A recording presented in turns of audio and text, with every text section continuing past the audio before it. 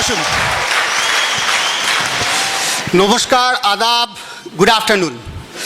আমরা উজ্জ্বল আর মিঠু চট্টোপাধ্যায় কলকাতা থেকে এসেছি। এই বিজনেসে আমাদেরকে স্পন্সর করেছেন great personality in the Britt system, great server Anirudh and Mahua Ghosh.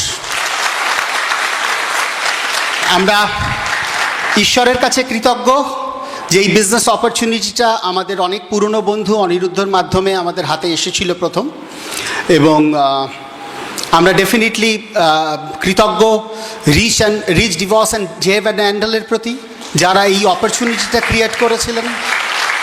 আমরা কৃতজ্ঞ বিল অ্যান্ড পেগি ব্রিড এবং তার সমস্ত ব্রিড লিডার্সের প্রতি, যারা এই এডুকেশন সিস্টেমটাকে টাইম টেস্টেড এবং প্রেডিক্টেবল করেছেন। কান্তি অ্যান্ড লতা গালা, আমাদের upline double diamond country mentor, আমাদের ইউএস ডায়মন্ড তীর্থঙ্কর সুপর্ণা দত্ত, আমাদের ইউএস আপলাইন সুভাষী সুদেশনা ঘোষ, আমাদের সবার আপলাইন যাদের ছাতার তলায় আমরা রয়েছি, গ্রেট পার্সোনালিটি ইস্টার্ন ইন্ডিয়া এই অ্যামওয়ে বিজনেস এবং ব্রিট ওয়ার্ল্ড ওয়াইড এডুকেশন সিস্টেমের ভগীরথ অসিতাভ এবং শ্বেতা দত্ত,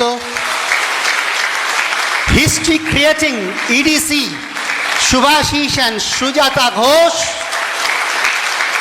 এবং আমাদের upline sponsored no doubt Aniruddha এবং মহুয়া ঘোষ।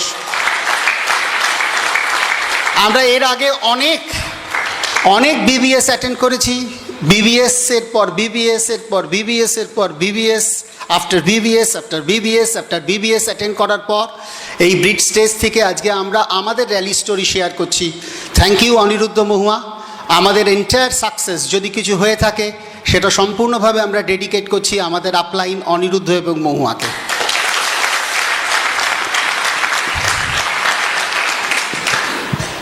ছোটোবেলায় আমি জন্মেছিলাম কলকাতা শহরে, এবং আমার দুই দিদি এবং জয়েন্ট ফ্যামিলিতেই মোটামুটি বড় হয়েছিলাম। এবং শৈশবটা একটু চ্যালেঞ্জিং ছিল, কেন জ্ঞান হওয়া অবধি বাড়িতে দেখতাম প্রচণ্ড টেনশন। আমার মা খুব অসুস্থ ছিলেন, এবং আমার জেঠু জেঠিমা কাকা কাকিমা এদের সবারই অরিড মুখগুলো দেখে আমার শৈশব শুরু হয়েছিল। এবং বাবার মুখটাও সবসময় টেনশনে থাকতো ভরা। এবং আমরা তখন রেল কোয়ার্টারে থাকতাম, সবাই মিলে একসঙ্গে, অলমোস্ট জয়েন্ট ফ্যামিলি ছিল। এবং অবশেষে 1974, আজ থেকে অনেক বছর আগে, আমি তখন খুবই ছোট, তখন আমি মাকে হারাই। এবং ধীরে ধীরে পড়াশুনো শুরু করেছিলাম, এবং জয়েন্ট ফ্যামিলিতে থাকার সুবাদে আমার 3 কাকা কাকিমা সবাই মিলে থাকার কারণে মানে আমার বড় হওয়াটা খুব একটা অসুবিধা হয়নি। একটা জয়েন্ট ফ্যামিলিতে থাকার সুবাদে আমাদের যথেষ্ট ফ্যামিলির বন্ডিং ছিল, এবং পারস্পরিক ভালোবাসাটা খুবই বেশি ছিল। তো সেই হিসেবে আমার বড় হতে কোনো অসুবিধা হয়নি। কিন্তু যারা ছোটবেলায় মাকে হারিয়েছেন তারা নিশ্চয়ই আমাকে রিলেট করতে পারেন যে সেই অভাবটা কখনো পূরণ হওয়ার থাকে না, এবং সেই অভাবটা নিয়েই আমরা বড় হয়েছিলাম। এবং লেখাপড়ায় মোটামুটি খারাপ ছিলাম না, ভালোই ছিলাম, পড়াশুনো করতাম। স্কুলের টিচাররা ছিলেন, তারা আমাকে বিশেষত খুব স্নেহ করতেন। এবং পরবর্তী জীবনে আরেকজন মানুষের সংস্পর্শে আসি একটু বড় হওয়ার পর, যখন বুঝতে পেরেছিলাম যে আমাদের ফ্যামিলির যে জায়গাটা ছিল সেটা হচ্ছে যে সকলের প্রতি প্রচুর ভালোবাসা ছিল, বন্ধনটা খুব দৃঢ় ছিল। কিন্তু হায়ার স্টাডিজ করতে গেলে যে রসদটা ছিল সেই রসদটা কিছুটা কমই ছিল। এবং তার কারণ আমার মায়ের দীর্ঘকালীন অসুস্থতা, এবং আপনারা জানেন যে মধ্যবিত্ত পরিবারে যদি একটা সিরিয়াস অসুস্থতা থাকে তাহলে কী পরিস্থিতি তৈরি হয় একটা সাধারণ পরিবারে, সাধারণ মধ্যবিত্ত পরিবারে। তো আমাদেরও তাই ছিল, এবং আমি বুঝতে পেরেছিলাম যে আমাকে আলটিমেটলি হয়তো একটা চাকরি খুঁজতে হবে, খুব অল্প বয়সেই চাকরি খুঁজতে হবে। এবং 19 বছর বয়স যখন আমার, তখন আমি পোস্টাল রিজার্ভ ট্রেন্ড পুল হিসেবে আমার তখন রোজগার ছিল প্রতিদিন 22 টাকা। তো সেই সূত্রে আমার চাকরি পাওয়া, এবং 22 টাকা পার ডে, এবং তার মধ্যে কোনো ছুটি থাকলে বা রবিবার থাকলে সেই টাকাটা পেতাম না। এবং সেইখানে আমার চাকরিতে ঢোকা। এবং তখনকার দিনে 80-র দশকের শেষের দিকে অফিসগুলো একটু অন্যরকম ছিল, অনেকটা পরিবারের মতনই ছিল। এবং আমি প্রথমেই আরেকটা বৃহত্তর পরিবারে গিয়ে পৌঁছেছিলাম, সেটা ছিল কলকাতা জিপিওতে। এবং আমার অনেক বন্ধু তখন আরও ভালো চাকরি পেয়ে অনেক জায়গাতে চলে যাচ্ছিল, কিন্তু শেষ পর্যন্ত মানে আমার আর কিছু হয়নি, ওখান থেকে আমি কোথাও যেতে পারিনি। তাই তখন মনটা মাঝে মাঝে খারাপ হতো বটে, কিন্তু ফ্রেন্ডস একটা কথা, ভগবানের একটা প্ল্যান ছিল, মা বাবার আশীর্বাদ ছিল। তার কারণ ওইখানে সহকর্মী হিসেবে যাকে পাশে পেয়েছিলাম সে আর কেউ না, আমাদের স্পন্সর অনিরুদ্ধ ঘোষ। আমরা একসঙ্গে চাকরি করতাম এবং একসঙ্গে চাকরি করার সূত্রেই কিন্তু অনিরুদ্ধ মহুয়ার ফার্স্ট লিস্টে আমাদের নাম ছিল। এবং যখন স্বপ্নটা ভেঙে গেছিল ডাক্তার হওয়ার, তখন মানসিকভাবে আমাকে যিনি পাশে দাঁড়িয়েছিলেন, আমার স্বপ্নকে পুনর্জাগ্রত করেছিলেন, এবং যার কথা না বললে আমাদের মানে স্টোরি অসম্পূর্ণ থেকে যায়, যিনি আমাদের জীবনে অনেক ভ্যালুস দিয়েছেন এবং অনেক উৎসাহ দিয়েছেন, তিনি আমার মাস্টারমশাই শ্রী প্রবীর কুমার সেন। এবং তিনি আমাদেরকে সবসময় আমাকে একটা জিনিস বলতেন যে জীবনে যখন একটা জায়গা আটকে যায় তখন আরও অনেক কিছু খুলে যেতে পারে। এবং তিনি আমাকে আবার মানে ইমোশনালি যথেষ্ট সাপোর্ট দিয়েছেন। এবং তারই উৎসাহে আমার বিজ্ঞান চর্চা থেকে, মানে বিজ্ঞানের ছাত্র ছিলাম, সেখান থেকে কমার্স স্ট্রিমে চলে যাওয়া এবং পরবর্তীকালে অফিসে একটা অ্যাকাউন্টস ক্যাডারের পরীক্ষা দিয়েছিলাম এবং সেখান থেকে আমি গেজেটেড অফিসার হয়েছিলাম। এবং বেশ কিছুদিন চাকরি করার পর আমি চাকরি থেকে অবসর নিয়েছি 2010 সালে এবং সম্পূর্ণ ফ্রিভাবে এখন এই বিজনেসটা বিল্ড করছি। ফ্রেন্ডস, দীর্ঘদিন চাকরি করার সূত্রে কতগুলো প্রিন্সিপাল আমি সবসময় মেনে চলেছি। সেটা হচ্ছে যে আমি কখনো অফিসের স্টেশনারি ব্যবহার করতাম না। আমি গেজেটেড অফিসার হওয়ার সুবাদে আমার অনেক কিছু মানে অফিসিয়াল ফ্যাসিলিটি ছিল, কিন্তু কোনোদিন আমি ইন্টারনেট বা কোনো স্টেশনারি বা কোনো টেলিফোন আমি আমার বিজনেসের কাজে ব্যবহার করতাম না। এই জায়গাটা আমার ভীষণ পজিটিভ ইগো ছিল। এবং মোস্ট অফ দ্য টাইম আমি একটা জিনিস দেখেছি যে আমি যতদিন চাকরি করেছি আমি মন দিয়ে চাকরি করার চেষ্টা করেছি। এরকম আমার কোনো আইডিয়া ছিল না যে আমি চাকরিতে সবথেকে ভালো এমপ্লয়ি হব, কিন্তু আমার একটা জায়গা ছিল যে আমি ব্রিট স্টুডেন্ট এবং ব্রিট স্টুডেন্ট হওয়ার সুবাদে যতদিন আমি চাকরি করেছি আমি চাকরি থেকে কিন্তু কিছু দেওয়ার চেষ্টা করেছি। এবং অ্যাজ এ রেজাল্ট আমার যত সিনিয়র অফিসার আছেন, যত কলিগ আছেন, মোস্ট অফ দ্য টাইম আমি তাদের অকুণ্ঠ কোঅপারেশন পেয়েছি এবং আমার চাকরিটা আমি এনজয় করেছিলাম। কিন্তু তারপরে 2010 সালে আপলাইনের সঙ্গে পরামর্শ করে, আপলাইনের কাউন্সেলিং অনুযায়ী আমরা তখন বিজনেসটা আমরা ভালোই বিল্ড করেছি, আমাদের স্ট্রং একটা সিকিউরিটি তৈরি হয়েছে এবং আমরা সেই চাকরি থেকে আমি অবসর নিয়েছিলাম 1997 সালে। আমার তার আগে ছিল ঘুরে বেড়ানোর হবি ছিল, ছবি তোলার হবি ছিল, প্রচুর বাইরে ঘুরতে পছন্দ করতাম, কিন্তু অবশেষে বিয়েটা করতে হলো আর কি। তো আমি ভেবেছিলাম ওইভাবেই বোধহয় দিন কাটবে, কিন্তু বাবারও বয়স হচ্ছিল এবং শেষ পর্যন্ত আমি যাকে প্রথম দেখেছিলাম সে হচ্ছে আমার স্ত্রী মিঠু চট্টোপাধ্যায় আজকে। এবং আমি কিন্তু অদ্ভুত আমার জীবনটা বলতে পারেন। আমি একটাই চাকরির অ্যাপ্লিকেশন করেছিলাম কলকাতা জিপিওতে এবং সেই চাকরিটা করেছিলাম। আমি সারা জীবনে একটি মেয়ে দেখতে গেছিলাম, কেন আমাদের অ্যারেঞ্জড ম্যারেজ, সেটা হচ্ছে মিঠু, তাকে বিয়ে করেছি। এবং আমি সারা জীবনে একটি ব্যবসা চেষ্টা করেছি, সেটা হচ্ছে অ্যামওয়ে এবং ব্রিট ওয়ার্ল্ড ওয়াইডের ব্যবসা। তো এই বিষয়ে আমি খুব ভাগ্যবান বলতে পারেন। এবং তথাকথিতভাবে আমার সেইভাবে আমি চাকরির খোঁজ বা বেকারত্ব কি সেইটা আমাকে ফিল করতে হয়নি। We are so thankful to god.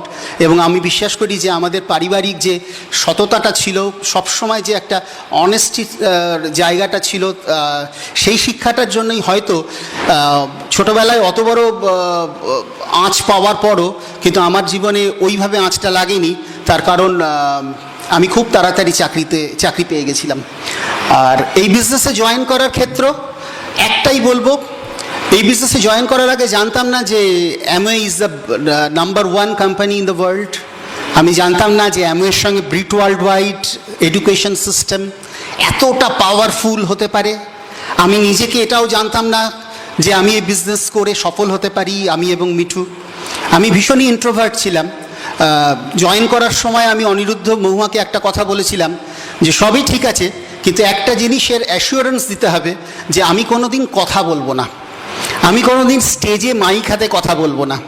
এবং বুঝতেই পাচ্ছেন আমার আপলাইন কথা রাখেননি, এবং আজকে আপনাদের সামনে আমি এখানে এসেছি।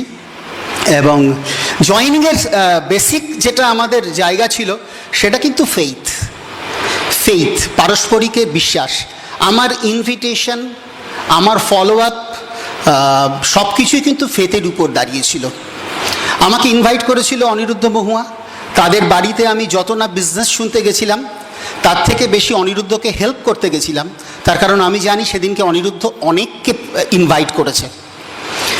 তো আমি শুনতে গেছিলাম এবং নিজে মনে মনে ভাবতাম যে আমি তো দ্যাট টাইপ অফ পার্সন নই যিনি ব্যবসা করবেন, বা ব্যবসা করার মানসিকতা কখনো ছিল না। এবং জেনেটিক্যালি আমরা চাকরি পরিবার আর কি বলতে পারেন। আমরা কখনো, আমার বাবা, আমার জ্যাঠা, আমার কাকারা সবাই চাকরি করতেন, এবং সবসময় আমরা ভাবতাম যে আমিও চাকরি করব। হ্যাঁ, তো সেখানে সেরকম একটা পরিবারে দাঁড়িয়ে আমার চাকরি করার কোনো মানসিকতা, মানে ব্যবসা করার কোনো মানসিকতাই ছিল না। কিন্তু অনিরুদ্ধ একটা কথা বলেছিল 1997 সালে, আজ থেকে অনেকগুলো বছর আগে, যে একটা বিজনেস আসছে ইন্ডিয়াতে, এবং অ্যামওয়ে বিজনেস, সেই বিজনেসটা তোকে অনেকে অফার করবে, কিন্তু তোকে যেই অফার করুক না কেন তুই বলবি যে তুই বুকটা ছিস। এতটাই তার আত্মবিশ্বাস ছিল, এতটাই ফেইথ ছিল আমার প্রতি, যে সে কিন্তু এবং সেও তখন জানে না 1997 সালে অ্যামওয়ের কি ব্যাপারটা বিজনেস, কিন্তু একটা জিনিস বলেছিল যে তুই বুকটা ছিস বলে দিবি। এবং আমিও বুক থাকলাম। আমি প্ল্যান দেখেছিলাম সুভাষিসদের বাড়িতে একটা হোম মিটিংয়ে, এবং সেখানে প্ল্যান দেখিয়েছিলেন আজকে আমাদের সকলের শ্রদ্ধেয় মানুষ অসিতাভ দত্ত। এবং প্ল্যান দেখার পর আমার ফলো আপ হয়েছিল আমার অফিসে, সুভাষিসদা গেছিলেন কলকাতা জিপিওতে, এবং আজকে আমরা যে প্রথাগত ফলো আপগুলো শিখি সেরকম ফলো আপ কিন্তু আমার হয়নি। তখন একটা ভাউচার প্যাক পাওয়া যেত, জয়েন করতে 4200 টাকা লাগতো, এবং একটা ভাউচার প্যাক পাওয়া যেত। সেই ভাউচার প্যাকের সুভাষিসদার কাছে 3-4টে ভাউচার প্যাক ছিল। সুভাষিসদা তার মধ্যে গিয়ে বলেছিলেন, আমার ফলো আপ এইভাবেই হয়েছিল যে তুমি কোন নাম্বারটা পছন্দ করছো। আমাকে কিন্তু জিজ্ঞেস করা হয়নি যে বলো তোমার এই বিজনেসে জয়েন না করার কি কারণ থাকতে পারে, বা প্রথাগত কোনো ফলো আপই হয়নি। আমাকে বলা হয়েছিল চয়েস ইওর এডিএ নাম্বার, এবং আমিও এডিএ নাম্বারটা চয়েস করেছিলাম, এবং আমি সই করেছিলাম এক কো অ্যাপ্লিক্যান্ট হিসেবে, এবং বলেছিল যে এখানে মিঠুর সইটা নিয়ে চলে এসো। আমার জয়েনিং শুরু হয়ে গেল, কিন্তু সেই মুহূর্তে ব্যাংকে 4200 টাকা ছিল না। দীর্ঘদিন চাকরি করার পর, ভালো পোস্টে চাকরি করার পর ব্যাংকে 4200 টাকা ছিল না। সো আমাদের এনাফ রিজন ছিল বিজনেসটা বিল্ড করার, এবং এই 4200 টাকা কিন্তু অনিরুদ্ধ আমাকে দিয়েছিল। এবং আমার জ্ঞানত জয়েন করেছি, আমার জ্ঞানত আমি কখনো দেখিনি অনিরুদ্ধ মহুয়া, সুভাষিসদা, সুজাতা বৌদি, অসিতাভদা, শ্বেতা বৌদির কোনো কথা অমান্য করেছে। বারবার ট্রেনিংয়ে বলা হতো যে ইনভেস্টমেন্ট থেকে ইনভলভমেন্ট আসে, কাউকে পয়সা দিয়ে জয়েন করিও না। কিন্তু অনিরুদ্ধর সঙ্গে আমাদের সম্পর্কটাই এমন ছিল যে অনিরুদ্ধ মহুয়া আমাদের এই 4200 টাকা দিয়ে দেয়, আমরা পরে হয়তো শোধ করে দিয়েছিলাম, কিন্তু যে ঋণ তাদের কাছ থেকে আমরা পারিবারিক সূত্রে পেলাম সেই ঋণ কোনোদিনই শোধ করতে পারবো না। হয়তো 4200 টাকাটা হয়তো ফিরিয়ে দিতে পেরেছি। আজকে ভালোই চলছিল বিয়ের পর, এবং এই বিজনেস করার সুবাদে আস্তে আস্তে স্বপ্নগুলো হারিয়ে যাওয়া স্বপ্নগুলো ফিরে পেতে শুরু করলাম। আমাদের একটা শিক্ষা ছিল যে আমাদের খুব আনন্দ বা খুব দুঃখ কোনোটাতেই আমাদের প্রকাশভঙ্গিগুলো খুব একটা এক্সপোজ হতো না। আমরা এরকমই ছিলাম যে আমাদের খুব আনন্দ হলেও বোঝা যেত না, খুব কষ্ট পেলেও বোঝা যেত না, একটু চাপা গোছের। আমার বাবাও তাই ছিলেন। এবং ইনসিডেন্টালি বলতে পারি, আমার বাবাকে স্বার্থপরহীনতার যদি কোনো লিভিং এক্সাম্পল থাকে সেটা আমার বাবা ছিলেন। এবং অসম্ভব জনপ্রিয় ছিলেন তিনি তার নিজের পরিমণ্ডলে, এবং তিনি অকাতরে হাসতে হাসতে অনেক কিছু দিয়ে দিতে পারতেন। এবং তার শিক্ষাটা এবং তার আশীর্বাদ নিশ্চয়ই আমাদের এই বিজনেসটা পেতে সাহায্য করেছে। আমার তখন যখন স্বপ্নগুলো ফিরে এসছে, আমি আর মিঠু বিজনেসটা বিল্ড করছি। 1997 সালে বিয়ে হওয়ার পর আমরা তখন একটা ভাড়া বাড়িতে থাকতাম, খুব গাদাগাদি করে কষ্ট করে, কিন্তু আনন্দ ছিল। কিন্তু সেই মুহূর্তে আমাদের একটু ছন্দপতন হয়, খুব আনন্দের মুহূর্ত, কিন্তু কিছুদিনের মধ্যেই সেটা খুব আবার একটা টেনশনের জীবন শুরু হয়।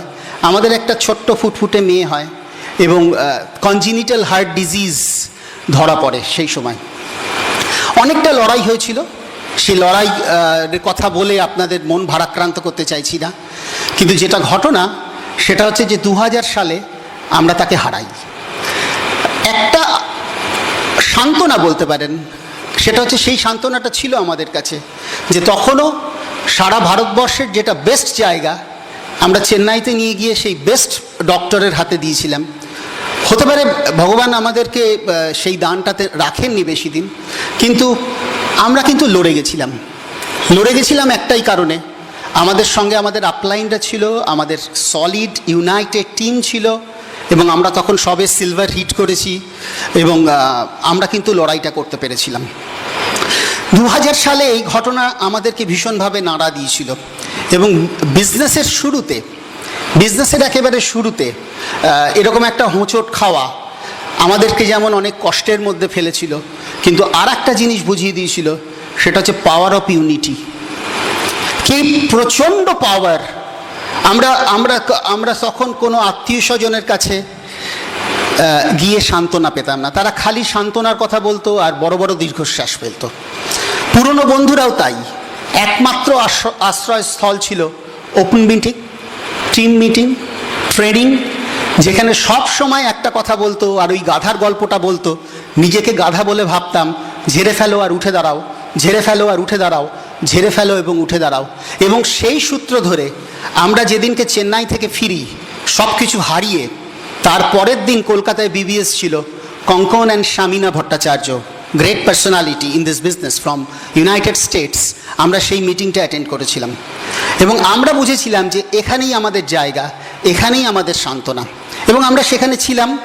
এবং অনেকে ভেবেছিল যে আবার কি, এত বড় একটা ঘটনা ঘটার পর সে বিবিএস চলে গেল, সে মানে বিজনেসটাতে চলে গেল, কিন্তু আমরা জানতাম এটা শুধু বিজনেস নয়, এটা শুধু টাকা পয়সার জায়গা নয়, এখানে অনেক কিছু পাওয়া যায়, অনেক পজিটিভিটি থাকে, যে পজিটিভিটিটা ঈশ্বর শুধুমাত্র ব্রিড সিস্টেমের মধ্যেই দিয়ে থাকেন। আজকে এই ঘরটার মধ্যে অনেক স্বপ্ন দেখা মানুষ আমরা আছি, এবং আমাদের মধ্যে এই স্বপ্ন দেখা মানুষদের যে টোটাল ভাইব্রেশন, সেটা এই ঘরের মধ্যে যে পজিটিভ ভাইব্রেশন তৈরি হয়েছে ফ্রেন্ডস, যারা এই ঘরে আসেননি তারা কিন্তু এই পজিটিভ ভাইব্রেশনটা পাবেন না। হয়তো সিডি শুনলে পাওয়া যাবে, কিন্তু এই পজিটিভ ভাইব্রেশন পেতে গেলে আমাদেরকে কিন্তু এই হলের মধ্যেই আসতে হবে। এবং আমরাও কিন্তু সেটা আমরা বুঝতাম যে বাড়িতেও কিন্তু ভগবানকে ডাকা যায়, কিন্তু কখনো কখনো আমরা মন্দিরে যাই, তার কারণ সেখানে ভগবানের সঙ্গে কিছুটা একটা পজিটিভিটি তৈরি হয় এবং একটা স্পিরিচুয়াল এনভায়রনমেন্ট তৈরি হয়। এই ঘরটাও কিন্তু তাই। আমাদের এতগুলো স্বপ্ন দেখা মানুষের স্বপ্নের যে ভাইব্রেশনটা তৈরি হয়েছে, সেটা আমাদের এই বিজনেসে আমাদের সবাইকে অপ্রতিরোধ করে তুলবে, কোনো ডাউট নেই, কোনো সংশয় নেই। যেহেতু চাকরি করতাম এবং চাকরিটা গুরুত্বপূর্ণ ছিল, আমাদের পোস্টটা মানে যথেষ্ট কাজ দাবি করত, সেই সময় অনিরুদ্ধ এবং মহুয়া আমাদেরকে এনাফ রুম দিয়েছিল গ্রো করার, এবং অমানসিক পরিশ্রম করেছিল। তার কারণ চাকরি করার সূত্রে অনেক জায়গাতে বা অনেক কিছু মানে ওরা নিজেরাই দায়িত্ব তুলে নিয়েছিল, এবং একটা কথা বলেছিল যে উজ্জ্বল, মিঠু, তোরা বিজনেসটা বিল্ড কর, যতদিন না চাকরি ছাড়ছিস আমি তোদের সঙ্গে আছি, আমরা তোদের সঙ্গে আছি। এক্ষেত্রে বলতে পারি যে অনিরুদ্ধ মহুয়া কিন্তু কথা দিয়েছিল আমাদেরকে, এখানেও ওরা কিন্তু কথা রাখেনি। আজকে গত 2 বছর আমরা চাকরি ছেড়ে দিয়েছি, এখনও প্রতি মুহূর্তে কথাটা অনুচ্চারিত, কিন্তু সত্য কথা, যে উজ্জ্বল আর মিঠু, তোরা এগিয়ে চল, আমরা তোদের সঙ্গে আছি। এটাই হচ্ছে আপলাইন। আমরা ফ্যামিলি, এবং এই ফ্যামিলি বিজনেসে যখন মিঠু বুঝতেই পারছেন মেয়ের অসুস্থতার কারণে তেমনভাবে মিটিংয়ে আসতে পারতো না, কিন্তু কখনো মুখ কালো করে থাকিনি। আমি যখন প্ল্যান দেখাতে গেছি, কখনো ফিরে এসেই জিজ্ঞেস করেনি কতজন এসেছিল, কেউ জয়েন করবে কি, কখনো বলেনি। যখন অনেক নো শো হয়েছে, আপনাদেরও নিশ্চয়ই হয়, কিন্তু নো শো করার পর একটা কথা বলেছিল, চিন্তা করো না, আজকে 900 হয়েছে, কিন্তু একদিন আমাদের টিমে প্রচুর লোক জয়েন করবে, এবং সব সময় আমাকে সে পজিটিভ ভাইব্রেশনটা দিয়েছে। এবং মিঠু না থাকলে এই বিজনেসটা আমরা সেইভাবে বিল্ডই করতে পারতাম না। ফ্যামিলি বিজনেসে আমাদের অনেক বড় অর্গানাইজেশন, ঈশ্বরের আশীর্বাদে, এবং সেই অর্গানাইজেশন মিঠু খুব ভালোভাবে মেনটেন করতে পারে। এবং সেক্ষেত্রে আমি একটু মিঠুকে দেব, ও তার কথা একটুখানি শেয়ার করুন। Over to Mithu. Thank you. Good afternoon, friends. Good afternoon. Okay, তো আমার নাম মিঠু চট্টোপাধ্যায়, হাজব্যান্ড উজ্জ্বল চট্টোপাধ্যায়ের সাথে বিজনেসটা বিল্ড করছি। আমরা প্রায় 14 বছর বিজনেসটা বিল্ড করছি, খুব আনন্দের সাথে বিল্ড করছি। তো আজকে দেখুন অনেকেই এই ঘরে আছেন, আপনাদেরকে একটা কথা বলতে পারি, আজকে এ ঘরে যতজন মানুষ এসছেন আপনারা কেউ হঠাৎ কিন্তু চলে আসেননি। We are all chosen by God, এবং আমরা বিশ্বাস করি এটা গডস ওয়ের বিজনেস। সে কারণে প্রথমে ধন্যবাদ জানাই ঈশ্বরকে এই অপরচুনিটি আমাদের দেওয়ার জন্যে।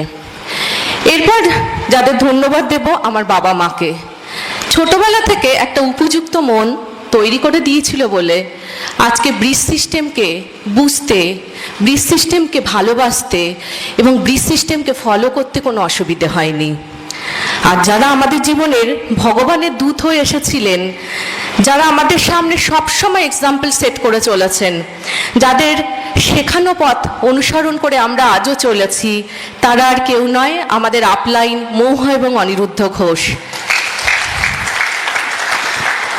ভাবতে অবাক লাগে যে তারা যদি তাদের লিস্টে আমাদের নামটা না রাখতো, আমরা আজকে কোথায় থাকতাম, আমাদের কি অস্তিত্ব থাকতো। তো we are ever grateful to them. এরপর যার কথা বলবো, আমাদের ছেলে সংবিত, তার বয়স 8 বছর, সে ভীষণ পজিটিভ এই বিজনেসটা নিয়ে, এবং সে সবসময় আমাদের মোটিভেট করে, সবসময় এই বিজনেসটা নিয়ে সে ফিল করে অনেক অনেক তার স্বপ্ন, এবং সে ভীষণ আমাদেরকে সাপোর্ট করে এই বিজনেসটা বিল্ড করার জন্যে। নিজের কথা একটু বলি, আমি খুব সাধারণ পরিবারে জন্মগ্রহণ করেছি। আমরা 1 ভাই 1 বোন, আমি ছোট। তো ছোটবেলা থেকেই গানের প্রতি একটা টান অনুভব করতাম, এবং আস্তে আস্তে সেই গানটা আমার সাধনায় পরিণত হলো। তো সেটাও পেয়েছিলাম বাবা মার কাছ থেকে, এবং গান, নাটক সব কিছু মিলেমিশেই চলছিল, খুব সুন্দর একটা জীবন। কিন্তু সেই জীবনটার আবার ছন্দপতন ঘটেছিল, এবং সেই ছন্দপতনের সাথে সাথে আমাদের এই সুন্দর জীবনের গতিটা একটু বদলে গেল। সেটা কেন জানেন? আমার বাবার কার অ্যাক্সিডেন্ট। এবং সেখান থেকে আমাদের অনেক যে ছোটবেলা থেকে যে স্বপ্ন ছিল, আমার স্বপ্ন ছিল যে গান নিয়ে অনেক পড়াশুনো করব, এটা নিয়েই চর্চা করব। রবীন্দ্রভারতীতে ভর্তি হয়েছিলাম, কিন্তু শেষ পর্যন্ত এটা আর কমপ্লিট করা হয়নি। শুরু হলো ড্রিমের সাথে কম্প্রোমাইজ।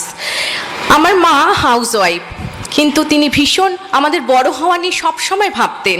তিনি ভীষণ চাইতেন যে আমরা অনেক বড় হই, অনেক মানুষের উপকার করি, অনেক মানুষের জন্য কিছু করে যাই।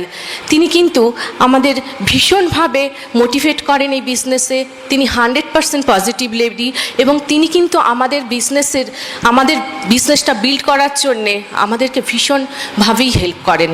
হ্যাঁ, তো স্বপ্ন দেখার সাহস যিনি জুগিয়েছিলেন ছোটবেলা থেকে, তিনি আর কেউ নন, আমার বাবা। তিনি কি বলতেন জানেন তো? ছোটবেলা থেকেই একটা কথা আমাদের বলতেন যে পৃথিবীতে এসছো কিছু করে যাও, অ্যাভারেজ পিপল হয়ে বেঁচে থেকো না, এবং ভগবান কিন্তু তোমাদের এই কারণেই এই পৃথিবীতে পাঠিয়েছে, অনেক মানুষের দিকে তাকাও, তাদের জন্য তোমাদের কিছু করার আছে। তার এই স্বপ্নটা না, তখন ভাবতাম এইটা কি করে পারবো, এই যে কথাগুলো বলছে সেটা আমরা কি করে ফুলফিল করতে পারি, কেমন একটা অবাক হতাম। কিন্তু একটা সময় বুঝেছিলাম যখন এই বিজনেসটা এসেছিল, যে আমার বাবার কাছে সেই ওয়েটা ছিল না, এই ওয়েটা আমাদের কাছে আছে এখন, যে ওয়েটা দিয়ে আমরা ভাবতে পারি helping around the people to help themselves, আমরা কিন্তু সেই কাজটা করতে পারি। জীবনের 2টো ডিসিশন নিয়েছিলাম, ঠিক ডিসিশন। অনেক সময় আমাদের ভুল হয় অনেক ডিসিশন নিতে। তো এরপর যেটা হলো, আমার বিয়ে হয়ে গেল, এবং এখন তো আরও বেশি বুঝতে পারি যে জীবনের যে দুটো ডিসিশনের একটা ডিসিশন উজ্জ্বলকে বিয়ে করা সঠিক ডিসিশন, আর একটা ডিসিশন কি বিজনেসটা শুধু সাইন আপ না, বিজনেসটা বিল্ড করার ডিসিশন। এই দুটো ডিসিশন আমাদের জীবনে খুব কাজ করেছিল। প্রথম দিকে বিয়ের পর যা হয়, একটা মেয়ে কী চায়, তার হাজব্যান্ডের থেকে অনেক সময় চায়। তো ওটা ছিল আমার খুব যন্ত্রণা, কারণ উজ্জ্বলের অত সময়ই ছিল না আমাকে দেওয়ার মতন। অফিস করতো, টিউশন করতো, তারপর রাতে বাড়ি ফিরে এসে বুঝতেই পাচ্ছেন আর সময় দেওয়ার মতন সময় কোথায়।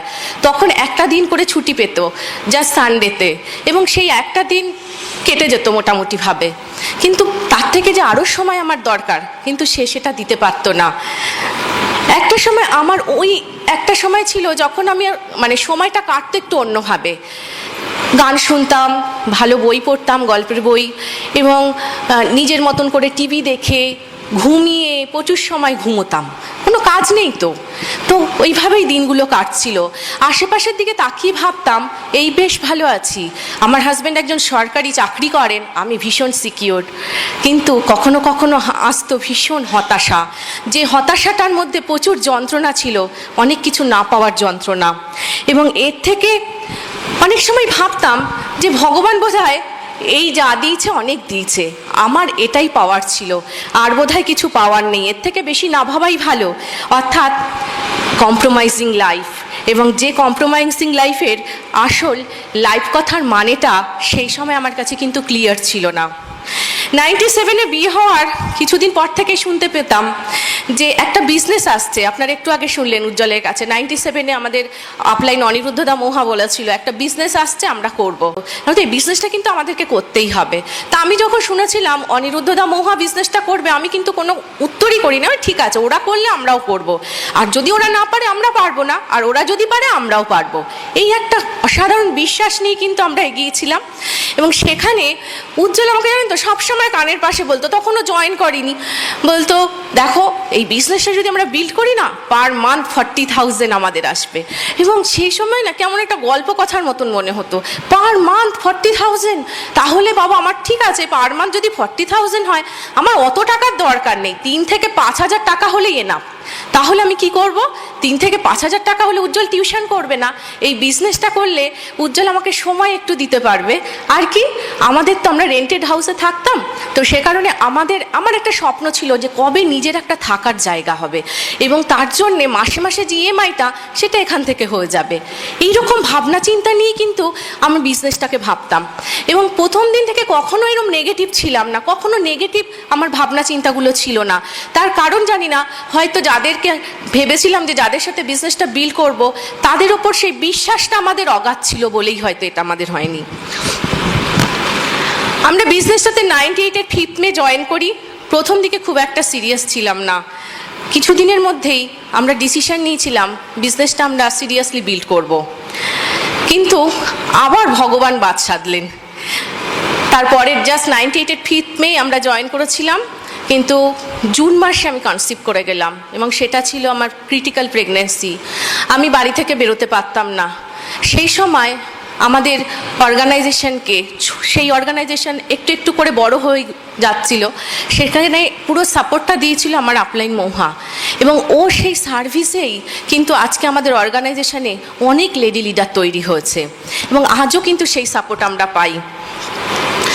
এই সময়টাতে আমি প্রায় 1 মাস 15 দিন হসপিটালাইজ ছিলাম। সেই সময় উজ্জ্বল কখনো কিন্তু একটা মিটিংও অফ করেনি, কখনো কোনো বিজনেসের কাজ বন্ধ করেনি, অফিস অফ করেনি, সব কিছু মেনটেন করেই কিন্তু ও বিজনেসটাকে বিল্ড করেছিল।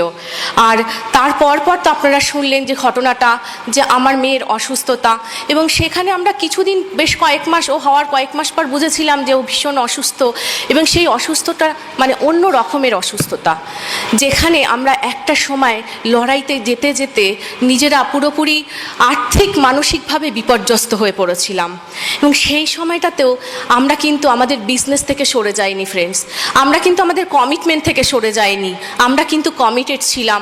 সেই সময়তে আমরা নিজেরা ঠিক করেছিলাম 50-50 কমিটমেন্ট, সেই কমিটমেন্টটা কিন্তু আমরা তখনও করেছিলাম। এমন ছিল না যে আজকে যেমন 6% অ্যাচিভ করার পর আমাদের 50-50 না করলে আমরা চেক পাবো না, এরকম কিন্তু সেই সময়টা ছিল না। আমরা নিজেরাই সেই কমিটমেন্ট রাখতাম এবং তার জন্য কিন্তু আমরা কখনো পিছু পা হয়নি। প্রায় একটা বছর আমি কোনো মিটিংয়ে কিন্তু আসতে পারতাম না এবং তার জন্যে সেই সময়টাতে বিজনেসের বাইরে কখনো রয়েছে এরকমও কিন্তু কখনো মনে হয়নি। কারণ সেই সময় দেখা মানে যেটা ছিল, উজ্জ্বলের একটা বড় সাপোর্ট ছিল। কারণ আমার আপলাইন মৌহা যখন কনসিভ করেছিল তখন কিন্তু অনিরুদ্ধদা যেভাবে মৌহাকে গাইড করত, উজ্জ্বল সেটাকেই ডুপ্লিকেট করেছিল। উজ্জ্বল সেভাবে ফলো করে ও আমাকেও কিন্তু সেভাবে গাইড করত। কীরকম, ও যখন মিটিংগুলোতে যেত আমার জন্য কিন্তু সেই সময় ক্যাসেট হতো, সেই ক্যাসেট করে নিয়ে আসতো। ও কিন্তু বাড়িতে সে মিটিংগুলো শেয়ার করতো। ও আমাকে কোন কোন সিডি শোনা দরকার সেগুলোকে আমাকে ও রেকমেন্ড করতো। এছাড়াও আমাদের অর্গানাইজেশনের যে লেডি লিডাররা যারা তৈরি হচ্ছিল, অনেক লেডিস যারা ইনভলভ হচ্ছিল, তাদের ফোন নাম্বার এনে আমাকে দিত এবং আমি কিন্তু বাড়ি থেকে বসে তাদের সাথে ফোনে কমিউনিকেট করতাম। যার ফলে যখন আমি বিজনেসটায় পুরোপুরি ইনভলভ হয়েছিলাম, এখানে এই ফ্যামিলিতে আমাকে অ্যাকসেপ্ট করতে কারো অসুবিধা হয়নি এবং আমারও কাউকে অ্যাকসেপ্ট করতে কোনো অসুবিধে হয়নি। আর টিম ফিলিংস অ্যাসোসিয়েশনের কথা কি বলবো, আপনারা শুনছিলেন আমার মেয়ের সেই ঘটনা। যখন আমরা ম্যাড্রাস থেকে ফিরেছিলাম সেদিন আমি স্টেশনে দেখেছিলাম কত মানুষ, আমাদের হার্টলাইন, আমাদের টিমমেটস, আমাদের আপলাইন, সবার চোখে জল। ফিরেছিলাম ভীষণ ভাঙা মন নিয়ে। ভাবতে পারবেন না, বুঝতেই পারছেন যে সেই সময় কীরকম হতে পারে অবস্থাটা। সেই সময় ভেবেছিলাম আমি আর উজ্জ্বল বোধহয় একা হয়ে গেলাম, কিন্তু যখন সেই মানুষগুলোকে দেখেছিলাম তাদের দেখে মনে হয়েছিল আমরা কিন্তু একা নই, আমাদের সাথে অনেক মানুষ আছে এবং অনেক মানুষ আমাদের জন্য অপেক্ষা করছে। সে কারণে এই বিজনেসটাকেই আমরা আঁকড়ে ধরেছিলাম এবং সবার থেকে এনকারেজমেন্ট, মোটিভেশন নিয়ে নতুন করে স্বপ্ন দেখার সাহস পেয়েছিলাম। ড্রিমটাকে আবার নতুন করে দেখতে শুরু করলাম, ভিজুয়ালাইজ করলাম, ভার্বালাইজ করলাম আপলাইনের সাথে। তাদের মোটিভেশন, তাদের সার্ভিস, তাদের রিলেশন, তাদের ভালোবাসায় আমরা কিন্তু কখনো হারিয়ে যাইনি আর ওরা আমাদের কখনো হারিয়ে যেতে দেয়নি। নতুন করে বাঁচার স্বপ্ন নিয়ে 100% বিজনেসটাতে ইনভলভ হলাম। যখন বাড়িতে মানে বিজনেসটা ইনভলভ হওয়ার পর যেটা হলো, বাড়ি থেকে প্রায় সময় বেরোতে হয় এবং সেখানে কিন্তু এরকম ভাবার কারণ নেই। অ্যাজ এ হাউস ওয়াইফ আমাকেও কিন্তু অনেক নেগেটিভ চ্যালেঞ্জ ফেস করতে হয়েছে। কারণ বুঝতেই পারছেন শাশুড়ি মা বাড়িতে নেই, শ্বশুর মাসে একা থাকতেন। সেখানে আমরা কিন্তু সেখানে উজ্জ্বল আমাকে একটা বড় সাপোর্ট দিয়েছিল যে কেন আমরা বিজনেসটা বিল্ড করছি সেটা কিন্তু আমরা বাড়িতে শেয়ার করেছিলাম এবং কেন আমাদের বিজনেসটা করা দরকার সেটাও কিন্তু শেয়ার করেছিলাম। তারপরেও যখন আমি মিটিংয়ে বেরোতাম, কিছু খুব কাছের মানুষরা এসে আমার শ্বশুরমশাইকে বেশ কিছু সুন্দর সুন্দর নেগেটিভ দিয়ে যেত। বুঝতেই পাচ্ছেন বাড়ি ফেরার পর যা হয় সেই সিচুয়েশানগুলো সবসময় আমাকে ফেস করতে হতো। কিন্তু মজার ব্যাপার ছিল, আমি তো সারাদিনই অনেকটা সময় আমার শ্বশুরমাসির সাথে কাটাতাম। সেই সময়টাতে আমি তাকে বোঝাতাম, আবার সেই ড্রিমটাকে রিব্রাশ করতাম, তার সাথে আমাদের ড্রিম শেয়ার করতাম, আবার তিনি পজিটিভ হতেন। এইভাবেই দিনগুলো খুব স্মুথলি কখনো যেত, কখনো কিন্তু সেটা নয়। আমরা যে ভাড়া বাড়িটাতে থাকতাম, যে রেন্টেড হাউসটাতে, সেখানে কিন্তু আমাদের দুটো ঘর ছিল মাত্র। একটা ছোট্ট বেডরুম থেকে, বিছানার ওপর থেকে কিন্তু আমরা বিজনেসটাকে বিল্ড করেছিলাম। আমাদের আলাদা কোনো স্পেসের দরকার ছিল না। সেই ঘর থেকেই কিন্তু আমরা ফাউন্ডার্স অ্যাফেয়ারশিপ আমরা অ্যাচিভ করেছিলাম এবং সেখানে আমার মানে শ্বশুরমশাইয়ের ভীষণ কষ্ট হতো। তার যে প্রবলেমটা ছিল সেটা, তার সারা রাত তাকে উঠতে হতো, টয়লেটে যেতে হতো এবং আমাদের বাড়িতেও যদি কেউ আসতেন আমার খাওয়াতে কোনো অসুবিধে হতো না, কিন্তু টয়লেটটার জন্য ভীষণ টেনশন হতো। তখন আমার যেটা ছিল যে খাও এসে, কিন্তু টয়লেটে যাবে না তো, এরকম একটা ব্যাপার ছিল। তো যখন এই ঘটনাগুলো ঘটতো আর ভাবতাম কবে সেই দিনটা আসবে নিজের একটা থাকার জায়গা, আর যখন কোনো মানুষ আসবে তাকে থাকতেও দিতে পারবো, তার টয়লেট নিয়ে টেনশন হবে না। তো ডিলেট গ্র্যাটিফিকেশনে বিশ্বাস করেছিলাম। আমাদের একটা কলকাতার আশেপাশে একটা ফ্ল্যাট কিনতে পেরেছি থ্রু দিস বিজনেস। 1700 স্কোয়ার ফিটের একটা ফ্ল্যাট, যেখানে কিন্তু আমাদের 5টা বেডরুম আছে। শুধু 5টা বেডরুম নয়, 4টে টয়লেট আছে তার সাথে, আর এখন কোনো অসুবিধে হয় না। আর আমার শ্বশুরমশাই মাঝে মাঝে তো নেগেটিভ হতেনি, কিন্তু মন থেকে সেটা হয়তো পুরোপুরি বলতেন না। কিন্তু সেদিন যখন এই ফ্ল্যাটটাতে তাকে নিয়ে গেছিলাম প্রথম আমরা যেদিন, সেই দিনটাতে সব থেকে যিনি খুশি হয়েছিলেন, সব থেকে যিনি বেশি আশীর্বাদ করেছিলেন, আমি জানি আমার শ্বশুরমশাই। এবং তারপর থেকে কিন্তু আর তিনি নেগেটিভ হননি। তিনি কিন্তু আমাদের প্রচুর সাপোর্ট করতেন, সবসময় আমাদের এনকারেজ করতেন। আমরা অনেক কিছু পোস্টপন করেছিলাম এবং সেই পোস্টপনের মধ্যে টিভি দেখা, গান শোনা, বেড়াতে যাওয়ার সময় আমরা কিন্তু মানে অনেকে যখন বেড়াতে যেত আমরা কিন্তু তখন বিজনেসটাকে বিল্ড করতাম। এবং এই সব স্বপ্ন দেখতে দেখতে একটা সময় ভাবতাম কবে ফ্লাইটে চড়বো। ফ্লাইটে চড়া কিন্তু মানে আমার কাছে একটা স্বপ্ন। আজকে বলি, আজকে আমার ড্রিম ফুলফিল হলো। আর একটা আমি 15 বছর ধরে ভাবতাম যে আমরা একদিন ফ্লাইটের ভেতরটা কেমন দেখবো বলে আমি আগরতলায় যাব এবং আগরতলা থেকে ফেরার সময় আমি বাসে করে ফিরবো, অন্তত ফ্লাইটের ভেতরটা তো দেখা যাবে। আজকে ভাবুন 15 বছর পর আমি কিন্তু এই বিবিএস করতে, একটা বিজনেস বিল্ডিং সেমিনারে আপনাদের মতন এত একটা সুন্দর পরিবারে মিট করতে এসেছি এই আগরতলাতে। এটা কিন্তু আমার ড্রিম ফুলফিলমেন্টের দিন। আর আমাদের এমন অনেক কিছু দিয়েছে, আমরা প্রচুর বিদেশ ঘোরার সুযোগ পেয়েছি। যে মেয়েটা খুব সাধারণ মেয়ে ছিল, আজকে তার হাতে পাসপোর্ট। আমাদের কোথায় না ঘুরিয়েছে, আমাদের থাইল্যান্ড, সিঙ্গাপুর, আমরা ইউরোপের বেশ কয়েকটি জায়গায় ঘুরেছি। আমরা স্টার ক্রুজ, মেড ক্রুজ, আমরা লাস্ট সুইজারল্যান্ড গেছিলাম। নেক্সট আমরা ডিসেম্বরে যাচ্ছি অস্ট্রেলিয়া, মেলবোর্ন, এবং তারপরে আমরা যাচ্ছি ফ্যামিলি ট্রিপ আমার ছেলেকে নিয়ে পাটেয়া। দেখুন পরপর কিন্তু এর পরেও কিন্তু আপনাদের জন্য সুযোগ আছে, সেটা কিন্তু অপেক্ষা করছে আপনাদের জন্য। আর কি আমরা কিন্তু এখান থেকে শুধু ফ্লাইটে চড়া, বিদেশ যাওয়া না, অনেক স্বপ্ন পূরণ করতে পেরেছি। আমাদের 8 বছরের ছেলেকে ছোট্টবেলা থেকেই সে স্বপ্ন দেখতো গাড়ির, আমরা গাড়ি কিনতে পেরেছি। আমি ফুল টাইম হাজবেন্ড পেয়েছি, কারণ বিদেশে প্রথমবার একা গেছিলাম, খুব যন্ত্রণা হয়েছিল, ডিসিশন নিয়েছিলাম এই বিজনেসটা বিল করবো, একসাথে বিদেশ ঘুরবো। এবং আজকে দেখুন ফুল টাইম হাজবেন্ড, আমরা প্রচুর কোয়ালিটি টাইম কাটাই। আমরা কিন্তু আমার ছেলেকে প্রচুর কোয়ালিটি টাইম দিই। আজকে অনেক মানুষ বলেছিল, ওর কিছু বন্ধুর ওয়াইফরা আমাকে বলেছিল যে তুমি বিজনেসটা করতে যাচ্ছ ঠিক আছে, তুমি তার মানে তোমার হাজবেন্ডকে ভালোবাসো না, তুমি পয়সা ভালোবাসো। বিশ্বাস করুন আজকে আমরা মানি, টাইম সব এনজয় করছি। আজকে তাদের হাজবেন্ডরা এখনও সারাদিনে 16 ঘন্টা পরিশ্রম করে, মানি, টাইম, সিকিউরিটি তাদের জীবনে এখনও আসেনি। আমরা প্রথম প্রোডাক্ট শেয়ার করেছিলাম, খুব মানে আপলাইনরা যা যা বলতো সেই কাজগুলোর মধ্যে একটা যে প্রোডাক্ট ইউজ করা, সেটা আমরা শুরু করেছিলাম। প্রথম ভাবতাম এত দামি প্রোডাক্টস, ধীরে ধীরে শিখেছি, ধীরে ধীরে প্রোডাক্ট নলেজটা নিয়েছি। আস্তে আস্তে মনে হয়েছে প্রোডাক্টটা কস্টলি নয়, কস্ট এফেক্টিভ। প্রথম দিনের প্রোডাক্ট শেয়ারিং খুব এক্সাইটিং ছিল। সেই সময় ভাবতাম কে নেবে এত দামি প্রোডাক্টস, কিন্তু নিয়েছিল।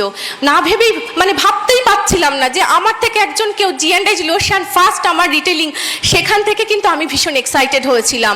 আর তারপর যেটা হয়েছিল, অনেক মানুষ, খুব কাছের মানুষরা বলতো, যাদের কাছে গিয়ে আমি প্রোডাক্ট শেয়ার করতাম, তুমি বড় লোক, তুমি এই প্রোডাক্ট ইউজ করবে, আমরা এই প্রোডাক্ট আমরা ইউজ করার জায়গাতে নেই, অসুবিধে হয়নি। আপলাইন বলেছিল তুমি বলে যাও, যার লাগবে সে নেবে, ঠিক কেউ না কাউকে তুমি খুঁজে পেয়ে যাবে এই প্রোডাক্ট শেয়ারিং এর জন্য। আজকে আমাদের অনেক কাস্টমার আছে। আমরা থ্রু দিস সিস্টেম আমরা আমাদের ব্রিড ভ্যালুস দিয়ে পজিটিভলি মোরাল হেল্প অফ আপলাইনের সাহায্যে, এবং এখানে অনেক সময় মনে হয় আমার চ্যালেঞ্জটা অনেক বড়, কিন্তু বিশ্বাস করুন আমারও তাই মনে হতো। কিন্তু একটা সময় ফিল করেছিলাম যে প্রত্যেকটা মানুষের যতদিন অস্তিত্ব থাকবে ততদিনই তাকে চ্যালেঞ্জ ফেস করতে হবে, এবং ভগবান তাকে ততটাই চ্যালেঞ্জ দেন যতটা সে ওভারকাম করতে পারেন। তো আমার ছেলেও যখন ছোট ছিল সেই সময় থেকে কিন্তু আমি বিজনেসটাকে কখনো ভাবিনি কিভাবে বিল্ড করব, আমি সময় বার করতে পারবো কিনা, সেটাও শিখেছিলাম মৌহাট থেকে। বিজনেসটাকে সেই ছোট্ট বাচ্চাকে রেখে আমি মিটিং অ্যাটেন্ড করতাম, আউট স্টেশন করতাম, এভাবেই কিন্তু আমরা তৈরি হয়েছিলাম। কারণ আমি বিজনেসটাকে বিজনেস হিসেবে কখনো ভাবিনি, এই বিজনেসটা আমাদের সন্তান হিসেবে আমি দেখেছি। আমরা ভেবেছিলাম এই বিজনেসটাতে আমরা ঠিক করে বিল্ড করলে আমার এই সন্তানকে আমার এই বিজনেস যে সিকিউরিটি দিতে পারবে আর কেউ দিতে পারবে না। এবং সেখানে আমি কখনো, সবসময় আমি আর উজ্জ্বল দায়বদ্ধ আমাদের সন্তানের কাছে, আমাদের ফ্যামিলির কাছে। আমি কখনো দেখিনি উজ্জ্বল খুব টায়ার্ড অফিস থেকে বাড়ি চলে এসছে। সবসময় অফিসের পর সে ট্রেনিং অ্যাটেন্ড করেছে, নতুবা প্ল্যান শো করেছে, তারপর কিন্তু বাড়ি ফিরেছে। কখনো কিন্তু রাগ করিনি এবং কখনো আমরা মনে করিনি এটা আপলাইনের বিজনেস। সবসময় আমরা কনসেপ্টটা বোঝার চেষ্টা করেছি, ওনারশিপটাকে ডেভেলপ করার চেষ্টা করেছি, এবং তাই কখনো এক্সকিউজ দিইনি।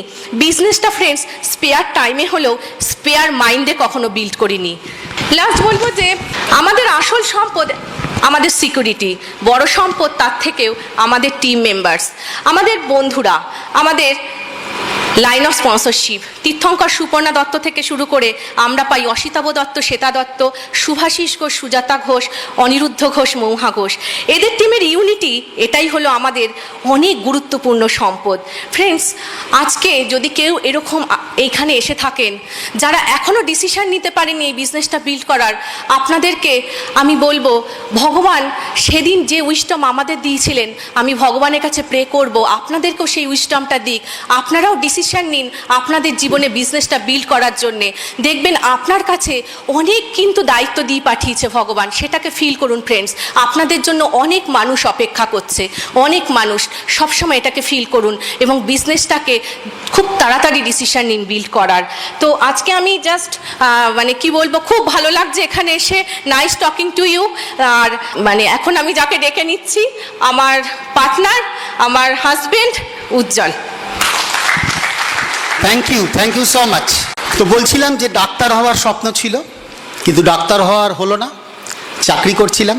এই বিজনেসে জয়েন করার পর দেখলাম যারা ডাক্তার হয়েছেন, যারা ইঞ্জিনিয়ার হয়েছেন, চার্টার্ড অ্যাকাউন্ট্যান্ট হয়েছেন, যারা তাদের স্বপ্ন পূরণ করেছেন, তারাও এই বিজনেসে ডায়মন্ড হতে চায়। তার মানে এই বিজনেসের জায়গাটা কি সেটা অনুভব করেছিলাম বিজনেসে জয়েন করার পর। আজকে অনেকে একটা অনুচ্চারিত প্রশ্ন থাকে যে তোমরা প্রথমে জয়েন করেছো তাই তোমাদের কিছু সুবিধা ছিল, যে সুবিধাটা হয়তো আমরা আজকে এনজয় করতে পারছি না, তোমরা সেই অ্যাডভান্টেজটা পেয়েছো। আমি তাদের জন্য কতগুলো কথা বলি। সেই মুহূর্তে আমরা যখন জয়েন করেছিলাম আমাদের 6টা প্রোডাক্ট ছিল, এখন 130টার বেশি প্রোডাক্ট আছে। সেই মুহূর্তে যারা আগরতলাতে জয়েন করেছিলেন তাদের প্রোডাক্ট তুলতে কলকাতা যেতে হতো, এন্টায়ার নর্থ ইস্টের সবাইকে কলকাতা যেতে হতো। এখন এখানে কিন্তু নিজেদের অফিস আছে। আমাদের মাত্র ভারতবর্ষে 5টা অফিস ছিল, এখন 150-র বেশি অফিস আছে। কোনো ব্রিড ওপেন হতো না, কোনো বিবিএস ছিল না, কোনো ব্রিড টুলস ছিল না। আজকে জায়গায় জায়গায় ব্রিড ওপেন হচ্ছে, বিবিএস হচ্ছে, Britt tools, standing order programme, book of the month হচ্ছে। সেই সময় নিউট্রালাইট ছিল না, আর্টিস্ট্রি ছিল না, অ্যাপসা ছিল না। আজকে নিউট্রালাইট, আর্টিস্ট্রি, অ্যাপসা মেইন বিজনেস বুস্টার। সেই সময় কোনো ইন্স্যুরেন্স বিজনেস ছিল না, আজকে ইন্স্যুরেন্স আমাদের বিজনেসের অ্যাপসা 80 অ্যাডজুবিনেটেডের কাজ করছে। সেই সময় কোনো হোম ডেলিভারি ছিল না, 24 আওয়ার্স অনলাইন প্রোডাক্ট নেওয়া যেত না, ই লার্নিং ছিল না, আজকে এগুলো সবই আছে। প্রথম দেখে আমি শকড হয়েছিলাম প্রোডাক্টের দামগুলো দেখে। এলওসির যে দাম দেখেছিলাম তখন, বিশ্বাস করুন তখন আমার সেই দামের কোনো জামাই ছিল না। তো আমার মনে হয়েছিল গাড়ির থেকে গাড়ির হর্নের দাম বেশি। তো কিন্তু অনিরুদ্ধ মহু আমাকে কিন্তু মানে তার কনসেন্ট্রেশন পাওয়ার বা অন্যান্য কিছু বলেনি, একটা কথাই বলেছিল, চল না, আমরা পারলে তোরাও পারবি। একটার পর একটা মিটিং অ্যাটেন্ড করতাম, একই কথা শেখানো হতো। মাঝে মাঝে মনে হতো কেন, বুঝে তো গেছি। একদিন বাসে করে ফিরছিলাম বেহালা থেকে প্ল্যান দেখিয়ে, তখন মনে হচ্ছিল business is so simple, 4 basics, 9 core, 6 cardinal, 3 পাওয়ার। আগরতলাতেও তাই, কলকাতাতেও তাই, আমেরিকাতেও তাই, হনলুলুতেও তাই। তার মানে business is so simple and predictable. জীবনে প্রথম প্ল্যান দেখিয়েছিলাম অনিরুদ্ধর বাড়ির একটা হোম মিটিংয়ে। আমাকে হঠাৎ বলে উঠেছিল যে সেলস অ্যান্ড মার্কেটিং প্ল্যানটা বল। কাঁপতে কাঁপতে উঠেছিলাম। জানেন তো ছেলেদের একটা ড্রেস কোড আছে এবং সেটা কখনো হাফ প্যান্ট পরে প্ল্যান দেখাতে নেই। আমি অনেক ভেবে দেখেছি, এটার কারণ হচ্ছে প্রথম প্ল্যান দেখালে লোকের হাঁটু কাঁপে, হাফ প্যান্ট পরলে হাঁটু কাঁপাটা দেখা যাবে, ফুল প্যান্ট পরলে দেখা যাবে না। সেই জন্যই মনে হয় ফুল প্যান্ট পরে প্ল্যান দেখাতে বলে। তো কাঁপতে কাঁপতে দেখিয়েছিলাম, কিন্তু পরিপূর্ণ আত্মবিশ্বাস ফিরে পেয়েছিলাম। অসিতাভ, শ্বেতা দত্তর টিমের ইউনিটি নিয়ে কিছু বলার নেই, শুধু একটা বলি, গত 14-15 বছর ধরে অন্তত কলকাতা শহরে যদি কারুর কোনো রক্তের প্রয়োজন হয়েছে, সে রক্তের অভাব কখনো হয়নি। সেটা নেগেটিভ ব্লাড গ্রুপ হোক, পজিটিভ ব্লাড গ্রুপ হোক, ঈশ্বরের অসীম করুণা এই টিমটা এরকমভাবে ইউনাইটেড হয়েছে।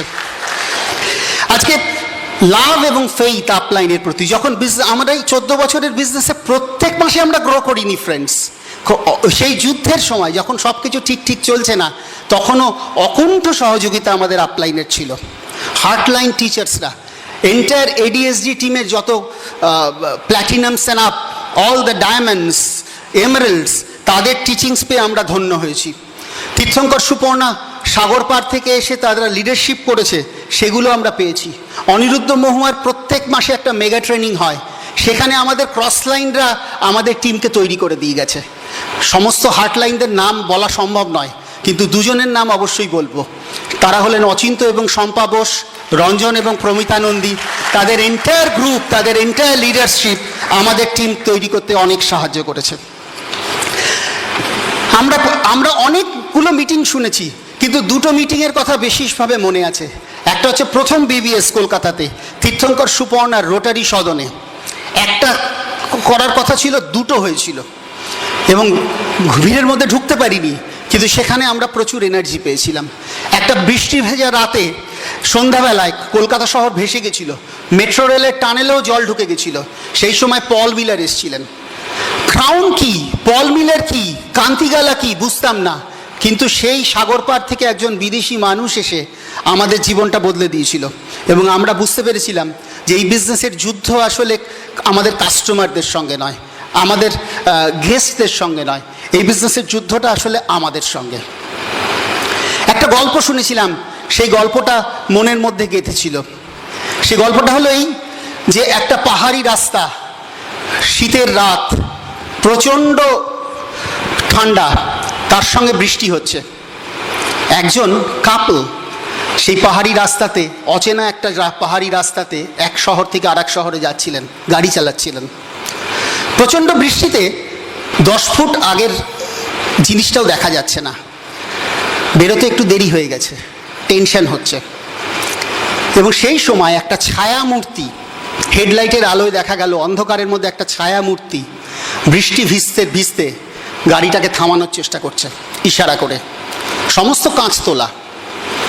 ড্রাইভার ভাবলো এই অচেনা এরকম একটা নিঝুম পরিবেশে গাড়ি থামানোটা মোটেই বুদ্ধিমানের কাজ হবে না।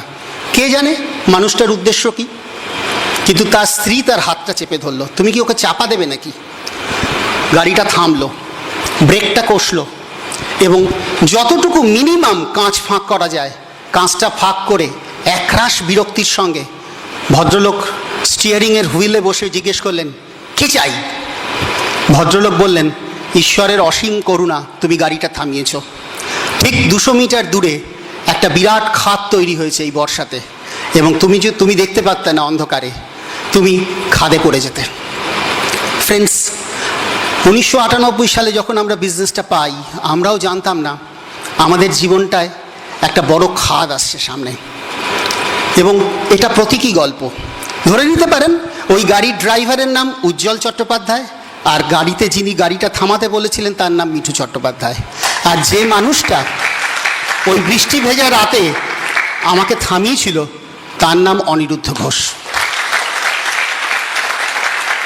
জীবন দান করার জন্য ধন্যবাদ দেব, ফিরে যাব নিরাপদ আশ্রয়ে, পারলাম না।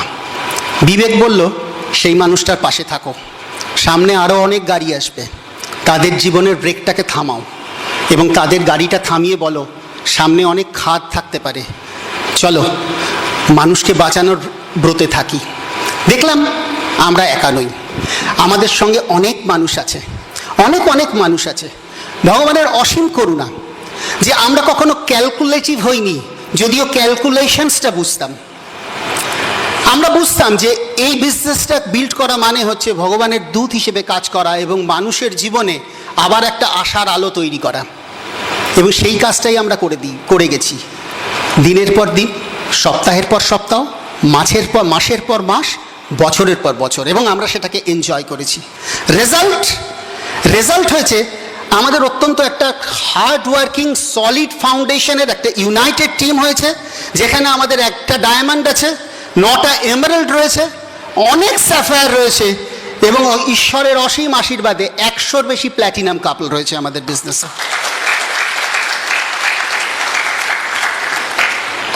আমরা একা নই ফ্রেন্ডস, আমাদের আপলাইনটা যেমন সঙ্গে ছিলেন, আজকে যদি এই ঘরে কেউ থাকেন যিনি একা এসছেন, তার সঙ্গে কেউ নেই, তার ডাউন লাইনের আসার কথা ছিল, সে আসেনি, চিন্তা করবেন না ফ্রেন্ডস, একদিন আপনি এই হলে বিবিএস করবেন এবং আপনার বিবিএস শুনতে প্রচুর মানুষ আসবে। ট্রাস্ট আস।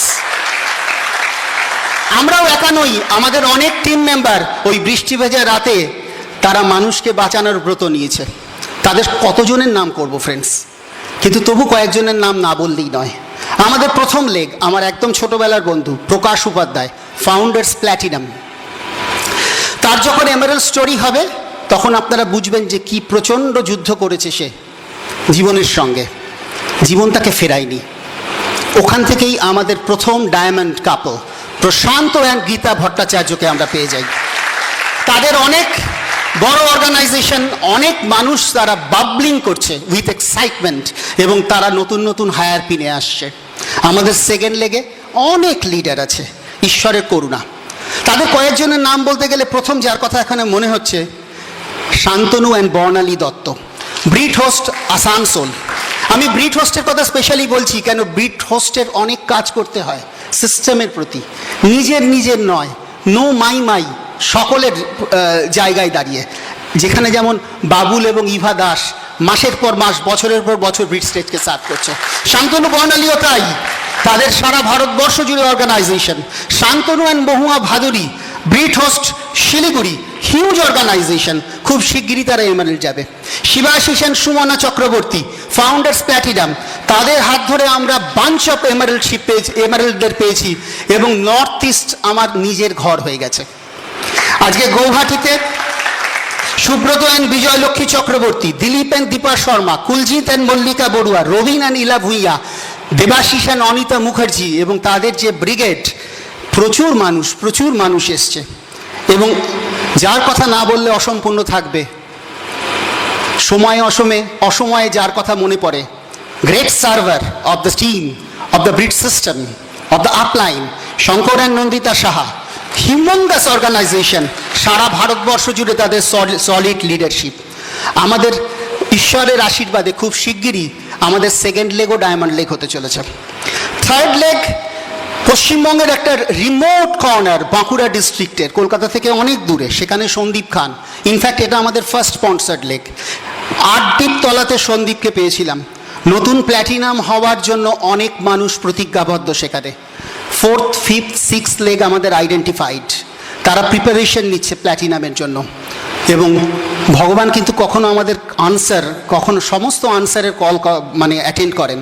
সুতরাং খুব শিগগিরই আমরা সেই জায়গা থেকেও অনেক বড় লিডারশিপ পাবো। আজকে লিডাররা প্রমাণ করেছে এই বিজনেসের যে সিলেবাস, অ্যামওয়ে এবং ব্রিট ওয়ার্ল্ড ওয়াইডের কম্বিনেশনে, সেই সিলেবাসটা টাইম টেস্টেড এবং প্রেডিক্টেবল।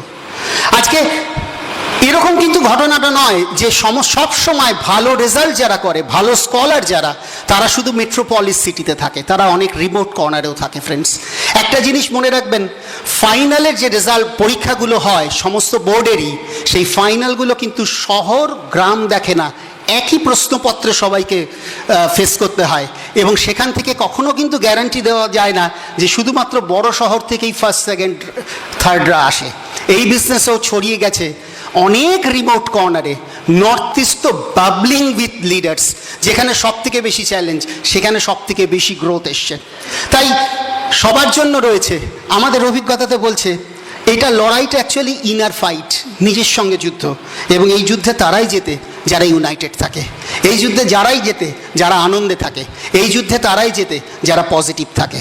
ঈশ্বরের কাছে প্রার্থনা করি যে এই ঘরের সমস্ত পরিশ্রমী মানুষ, সমস্ত সৎ মানুষ, তারা যেন একতাবদ্ধভাবে থাকে, এবং আজ হোক কাল হোক তাদের প্রত্যেকের স্বপ্ন পূরণ হয়। ঈশ্বর এই আশীর্বাদটা করুন, সকলের স্বপ্ন পূরণ হোক। Let's stay united. God bless you. Over to host.